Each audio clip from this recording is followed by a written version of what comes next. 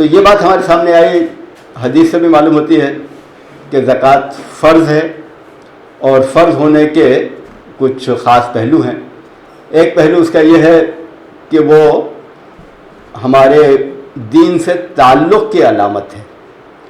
چنانچہ سورہ توبہ میں یہ کہا گیا کہ اگر وہ باز آ جائیں، توبہ کر لیں کفر اور شرک سے، اور نماز قائم کریں اور زکوٰۃ دیں تو تمہارے دینی بھائی ہیں، اور اگر وہ اپنی قسمیں توڑ دیں تو پھر ان کے ساتھ وہی سلوک کرو جو منکرین کے ساتھ ہونا چاہیے۔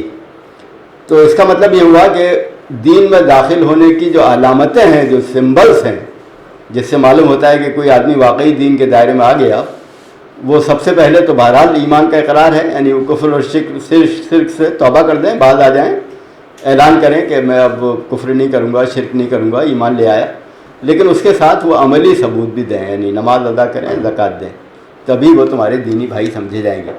تو زکوٰۃ کے فرض ہونے کا ایک پہلو تو یہ ہے۔ دوسرا جو پہلو ہے، یعنی یہ پہلو تو سماجی اعتبار سے ہے، دینی بھائی کب سمجھے جائیں گے۔ دوسرا جو پہلو ہے اسلامی ریاست کے اعتبار سے ہے۔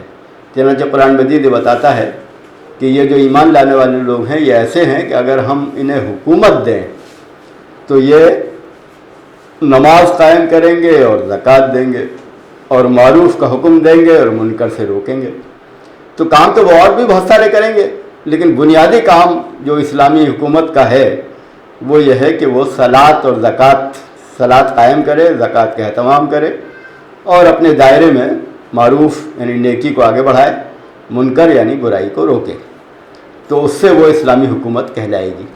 تو یہ گویا زکوٰۃ کے فرض ہونے کے پہلو ہیں، سماجی اعتبار سے بھی وہ فرض ہے، اسی طرح وہ حکومت کے فرائض میں سے بھی ہے۔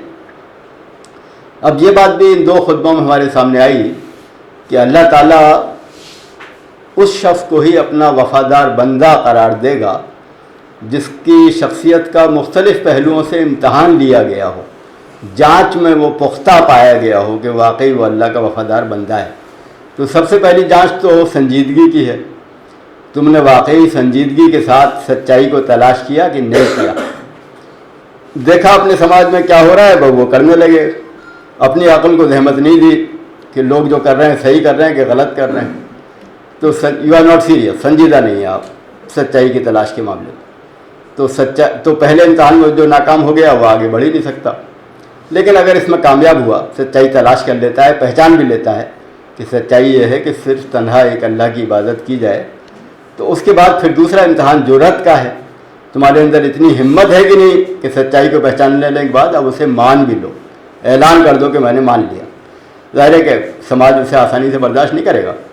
تو دوسرا جو امتحان ہے وہ تمہاری اخلاقی جرأت کا ہے کہ جس بات کو سچی بات سمجھتے ہو اس کو مانتے ہو کہ نہیں مانتے۔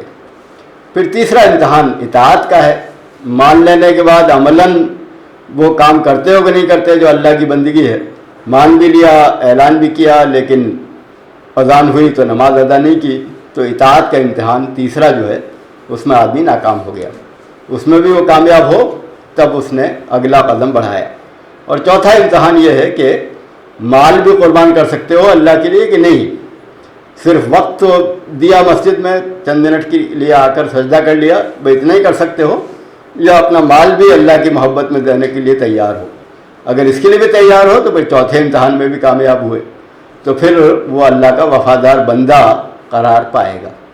تو یہ گویا زکوٰۃ کی حقیقت ہے کہ وہ انسان واقعی اللہ کا وفادار ہے کہ نہیں ہے، یہ خود اسے بھی معلوم ہو جاتا ہے اور دوسرے لوگوں کو بھی معلوم ہو جاتا ہے کہ اس نے جو دعویٰ کیا تھا اس دعوے میں وہ سچا ثابت ہوا، یہ نہیں ثابت ہوا۔